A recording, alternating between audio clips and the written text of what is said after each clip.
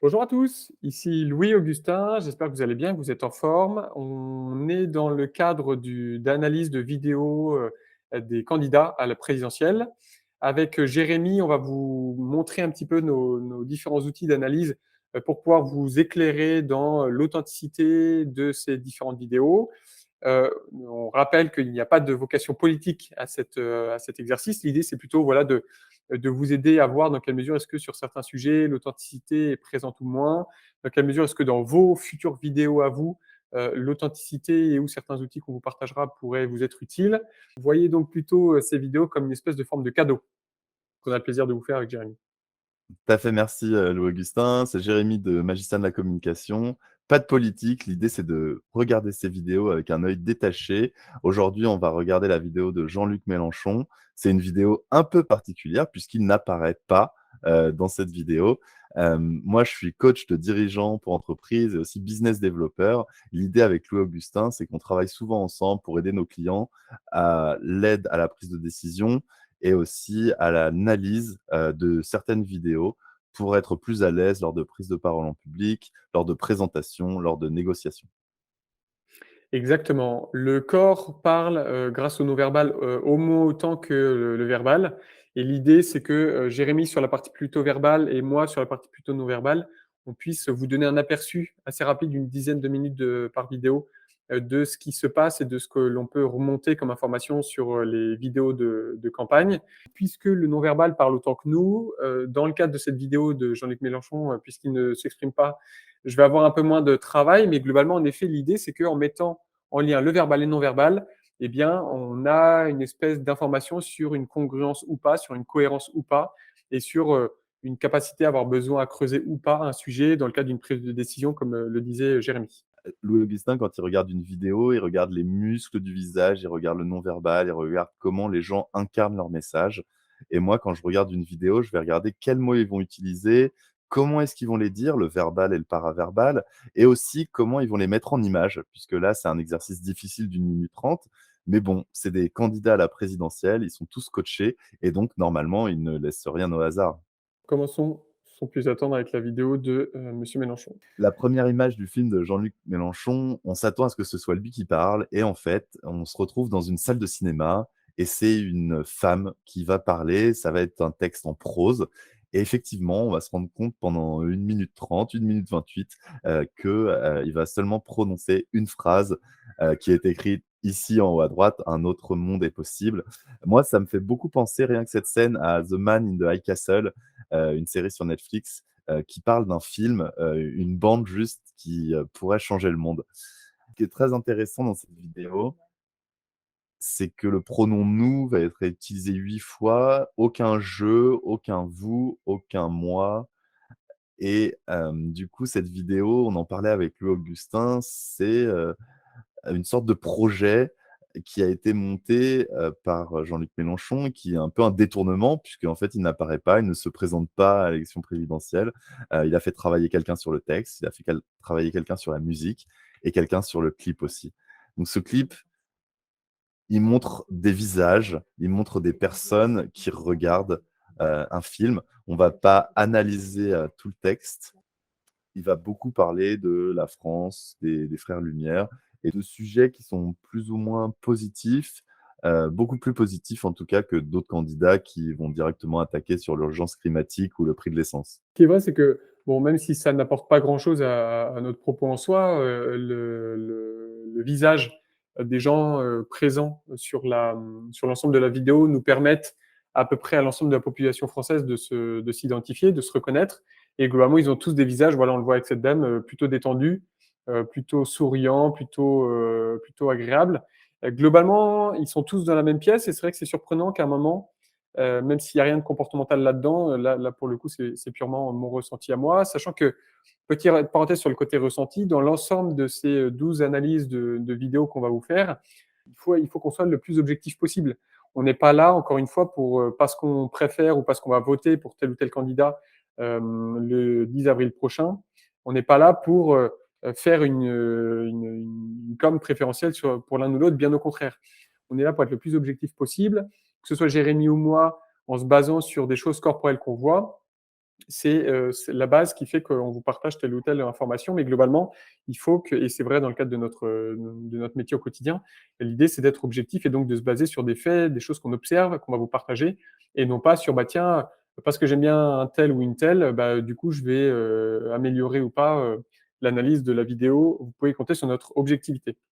C'est pour ça qu'on va mettre des notes, tout au long et qu'après on s'expliquera aussi. Il y aura une vidéo explicative où on va, reprendre toutes les bonnes pratiques pour vous expliquer quelles ont été les meilleures vidéos, pourquoi, quelles ont été les meilleures levées de communication. C'était intéressant ce que tu disais, Louis Augustin, sur, les sourires et sur ces visages qu'on voit dans la vidéo. On n'a pas essayé de montrer que des sourires, on a essayé de montrer beaucoup de mouvements oculaires et j'ai l'impression que on essaye de chercher le contact humain, on essaye effectivement que tout le monde puisse se reconnaître dans: «Je regarde un écran, j'essaie de comprendre» et en les voyant, je peux peut-être me projeter un peu dans ce qu'ils voient. On en voyait certains qui avaient peur, on en voyait certains qui étaient étonnés, avec un petit sourire, avec un grand sourire et du coup, c'est vrai que ça interpelle, cette musique qui est travaillée derrière. Encore une fois du piano, je pense qu'il y a 5 candidats qui utilisent une musique avec du piano, très, romancée, on va dire. Alors moi, ce qui me drive un peu tout le long, avec mon métier et ou lors de l'analyse de ces vidéos, c'est l'authenticité.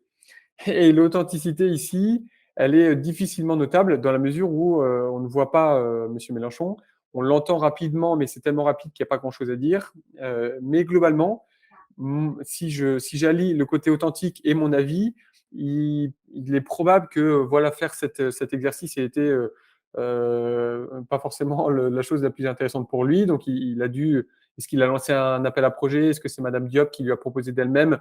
Je sais pas. Le fait est que mon ressenti, là, ce n'est que mon ressenti et que le fait qu'il ait pas eu besoin de se mettre en place, se mettre en le fait qu'il n'ait pas eu besoin de se mettre en vidéo et respecter cette condition assez compliquée que de faire une vidéo en 1 minute 30, je pense que ça lui allait bien et du coup, puisqu'il avait vraisemblablement, c'est moi qui le dis, pas forcément envie de faire cette vidéo et qu'il a trouvé un moyen de ne pas la faire, c'est finalement assez authentique. Donc en ce sens, l'authenticité, de monsieur Mélenchon sur la vidéo est plutôt bonne et bravo à lui pour avoir trouvé ce moyen, cette espèce de superfuge pour nous partager cette vidéo qui, personnellement, je la trouve, et là c'est uniquement du ressenti, assez surprenante. Je trouve qu'il a réussi un petit peu son objectif, c'est-à-dire qu'il a pas eu besoin de prendre beaucoup de temps, mais il a quand même réussi à faire une vidéo qui interpelle parce qu'on ne l'entend pas, parce qu'on ne le voit pas et du coup, elle déjoue un peu l'exercice, où d'autres candidats, se sont perdus et ont un petit peu échoué en vrai.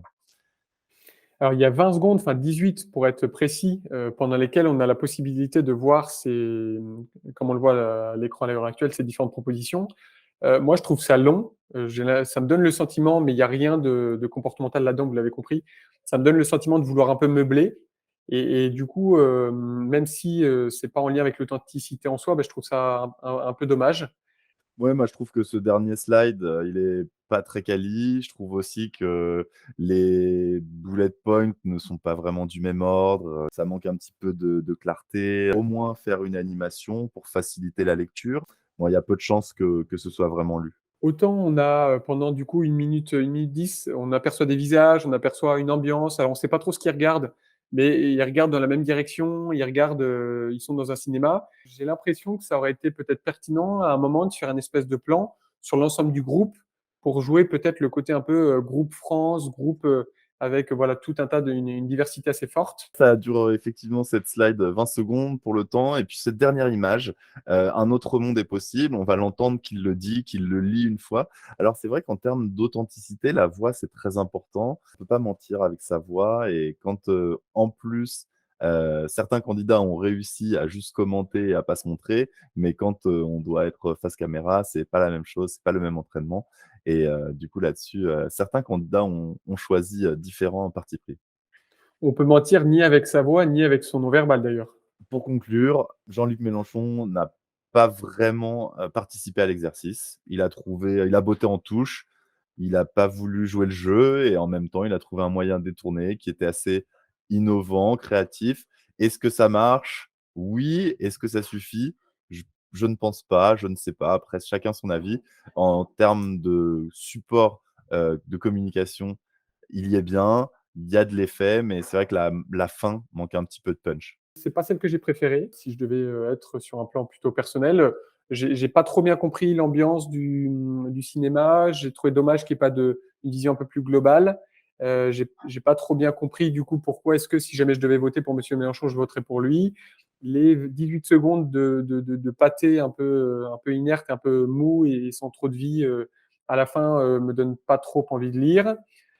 Et d'ailleurs, quand j'ai regardé la vidéo la première fois, je me suis dit, ah tiens, ça c'est intéressant, parce il va la laisser 2, 3, 4, 5, 6 secondes.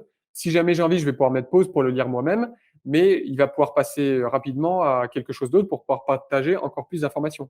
Et non, là, c'est pas ce qui s'est passé. Il a laissé ça pendant 18 secondes, ce qui, moi, me donne une espèce d'impression de lenteur et de flegme, peut-être, si on poussait un peu loin. Donc, voilà, vidéo assez surprenante et différente des autres que j'ai pu observer jusqu'alors. C'est pas, une vidéo qui, respecte, les règles comme on a dit. Heureusement, on va en analyser d'autres. Vous avez tous les liens, dans la description et puis, on se retrouve pour une autre vidéo très prochainement. Salut. Bye bye, merci, bon après-midi, au revoir.